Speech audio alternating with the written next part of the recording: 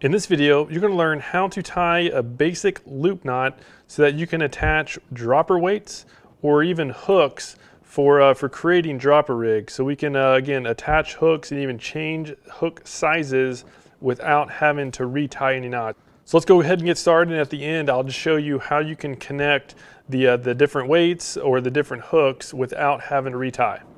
All right, so the first step is very easy. All we need is line. And at this point, we don't even need to worry about the weight or the hook. All we're gonna do is tie the loop.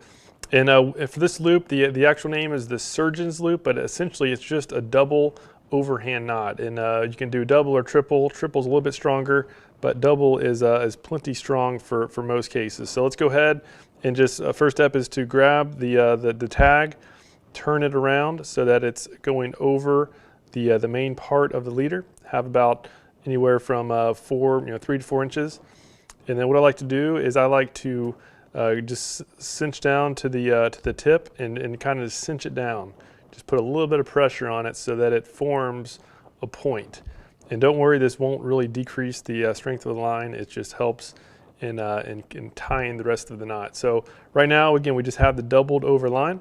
And what we're going to do is with our right hand, we're just going to cinch down close to the end of the tag. And then with this, we're going to twist it so that it forms a loop. And really all we did is we just did a quick bend of the line and then just pinch it down with the right hand. So now we have this loop we just made. And then here is the original tip of the loop that we had cinched down. And so to do this knot, again, this is very basic, but amazingly strong for how simple it is all we do is we take this pointed loop and go through this circle 2 times.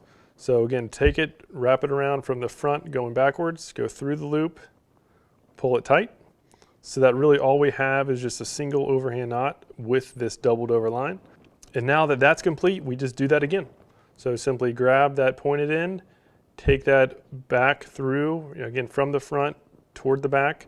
And so now we just have, again, just a simple, basic double overhand knot. This is also called the surgeon knot.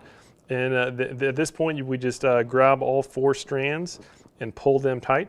And as you'll see, as you pull it with all 4 strands, is that it'll form a little, kind of a little mini figure 8.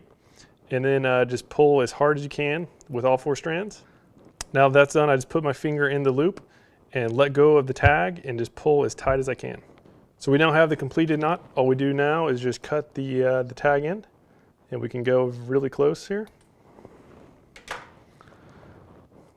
All right, so here's the completed knot, and now the final step is just to show how to load either dropper weights or even hooks onto this loop knot so that you can change weight sizes and or change hook sizes without retying. So first is the dropper weight, and again, this is why it's important to kind of cinch down this front end, because we're going to have to thread this point of the loop through the top little part of the dropper weight. So you see we just went straight through there. We're going to go take the weight through the loop and then pull up. And then we can just, again, now that weight is firmly attached to the line and it's not going to go anywhere. It cannot come off.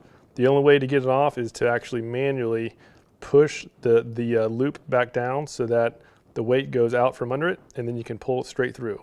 So if you had to change weight sizes and you had other weights with the same feature at the top, you can do that incredibly fast. All right, and this exact same premise holds true with hooks as well. And actually, the type of hook to do this with that's actually made for this type of rigging is this is called an octopus hook, where if we stand it up, the actual shank is going straight up, yet the eye of the hook is curved outward. It's curved away from the hook point.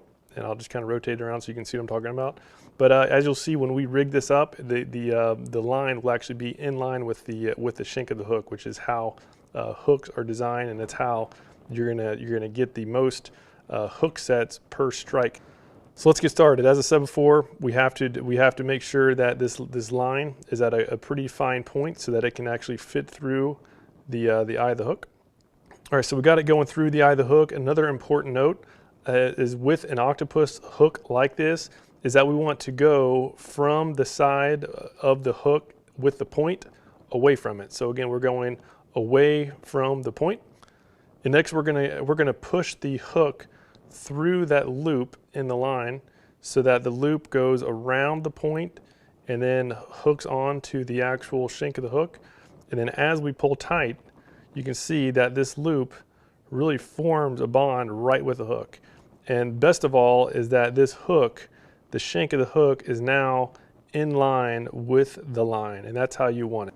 And so again, the bonus of this method is that if we did want to change hooks, if we were going to change bait size and we want to go from the smaller hook to a larger one, it is really easy. We don't have to retie any knots. We simply just push the loop of the line down and then take the hook around so that it's no longer in the knot. And now this knot pulls straight through the eye of the hook. Set that one hook down, pull out the larger one, and just do the exact same loading technique, where we just simply go through the eye of the hook, pull the hook through the loop, and then pull it tight. And we have a fully rigged, ready to go hook. Took just seconds. And again, this is the proper way for one of these octopus style hooks to be in line with the line. All right, well, thank you so much for your time and watching this video. Let me know if you have any questions at all. I'll be happy to help however possible. And be sure to take some kids out fishing, introduce fishing to somebody new so that we can have as many people as possible who love and respect our waterways, because that's how we're gonna have our waterways protected for as long as possible. Thanks again, have a great day.